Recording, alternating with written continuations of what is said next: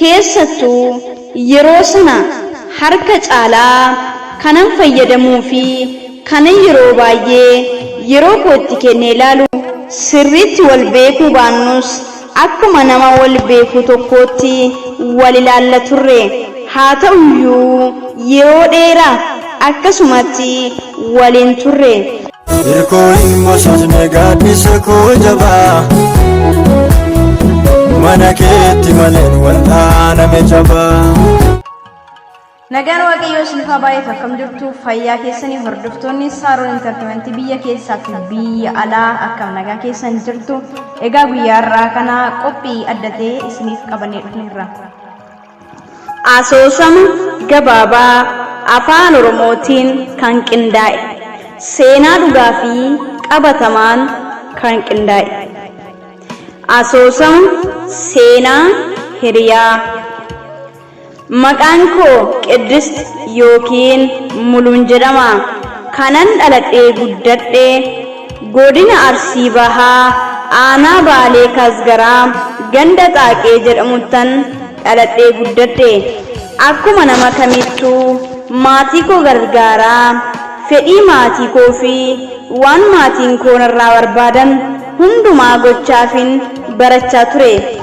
Garuu jiruu koo keessatti ijoollummaa koorraa kaasee ijoollee shamarranii baay'ee jaalladhus kan akka garaa koonaaf ta'u jiraachuu baatus garuu hiriyaa gaarii kan yeroo kamuu ana cina dhaabbattuu fi dogoggora koo fi yaada koo naaf deeggaru hin jiru yookiis hin jirtu.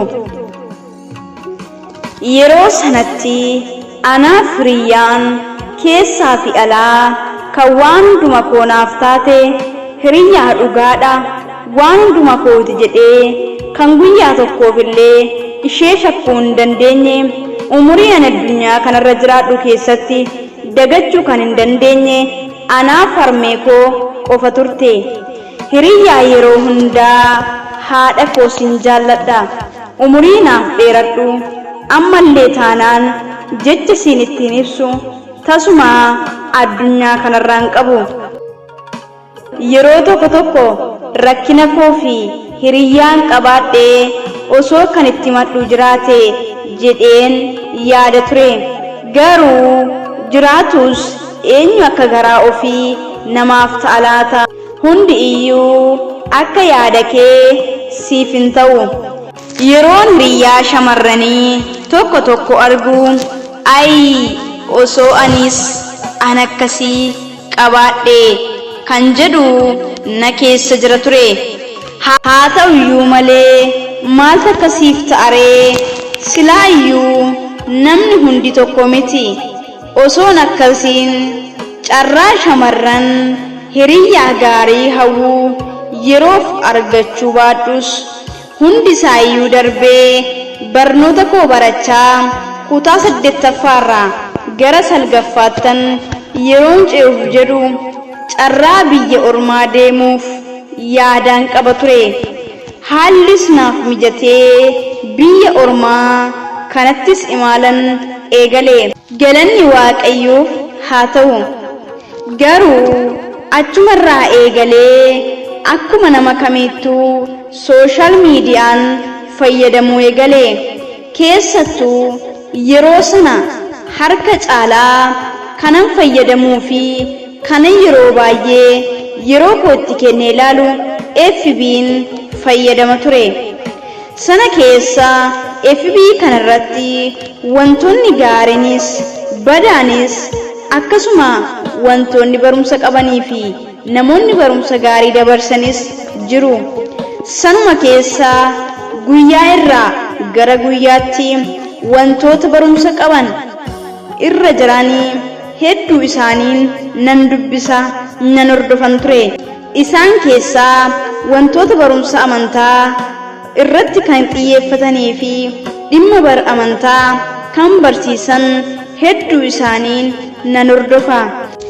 Anis nama waa'ee amantaa ofii barsiisuu fi baay'ee quuqama amantaa isaa qabu hedduun jaalladhan ture.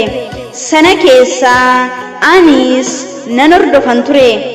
Yeroo sana namoonni hedduu jiraatanis kan isaanii gonkumaa hin beekne biyyatti garuu FB qofarratti quuqama amantaa isaanii qaban shamarran keessaa nama lama turani.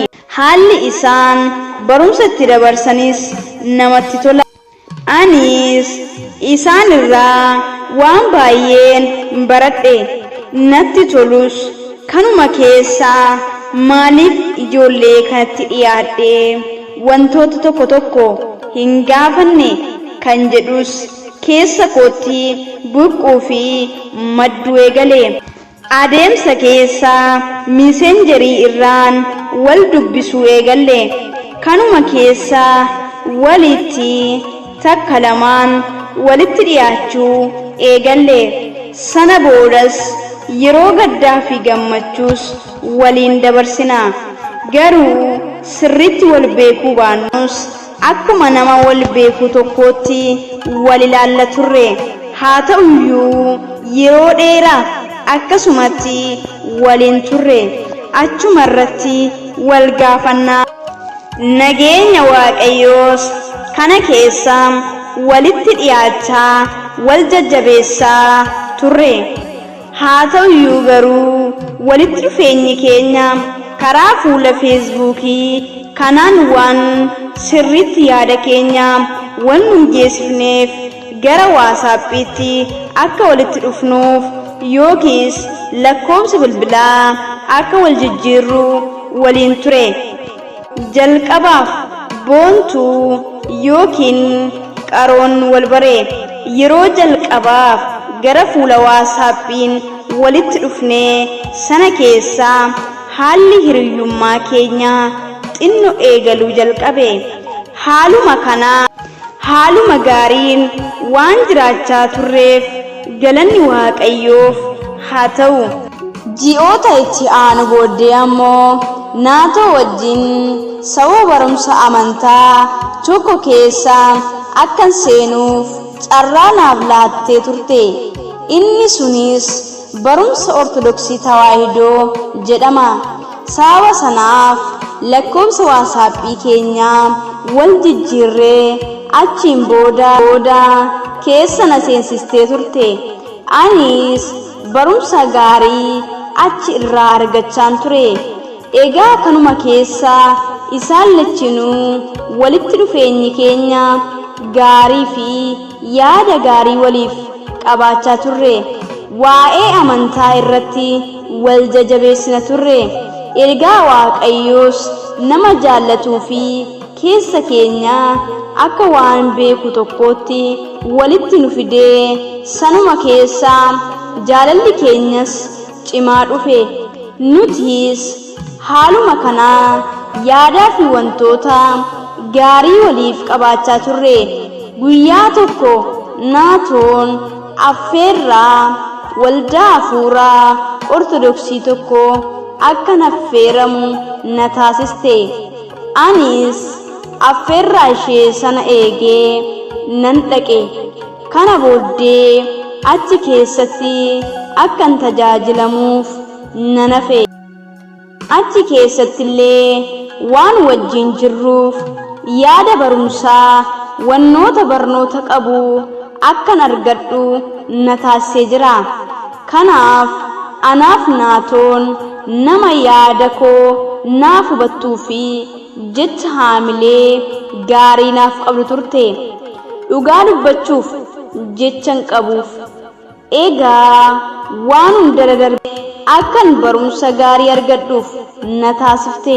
Waan na dhibee tokkollee yoon gaafadhe hawwii gaariin naaf deebisti turte. Haamilee gaarii naaf laatti. Akkasumas rakkoo koo daftee naaf hubatti. Silaa eenyutu rakkoo namaaf hubata yeroo ammaa kana. Naatoo koo ammas sin jaalladha.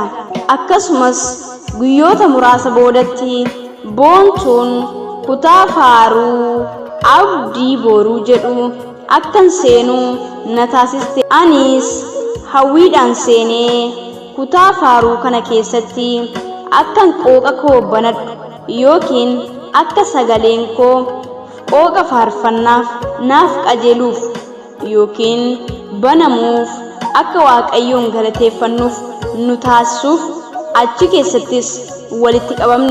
Kutaa faaruu kana yeroos kan ijaare naatoo turte dhugaa dubbachuuf oolmaa guddaa nurraa qabdi.